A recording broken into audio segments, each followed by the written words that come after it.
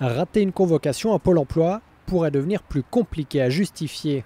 Aujourd'hui, si vous ne pouvez vous y rendre, votre bonne foi suffit. Mais d'après les syndicats, cette circulaire vise à durcir la demande de justificatif. En cas d'absence et sauf motif légitime, en fonction des éléments fournis, le demandeur d'emploi serait radié pendant 2 mois. Ainsi, si vous perdez un proche, le certificat de décès pourrait vous être réclamé.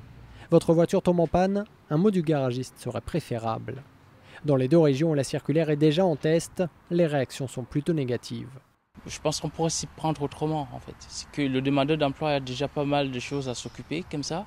Nous, dès qu'on se rate, on est radié, on n'est plus inscrit, etc.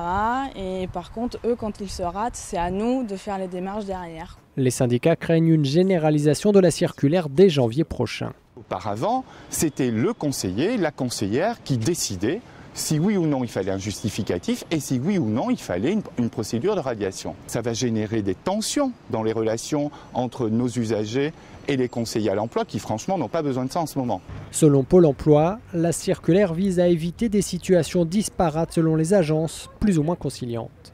Notre volonté n'est pas de sanctionner plus, de pénaliser plus, c'est d'harmoniser et de faire en sorte que sur le territoire, il y ait un peu d'équité dans la mise en place de cette disposition.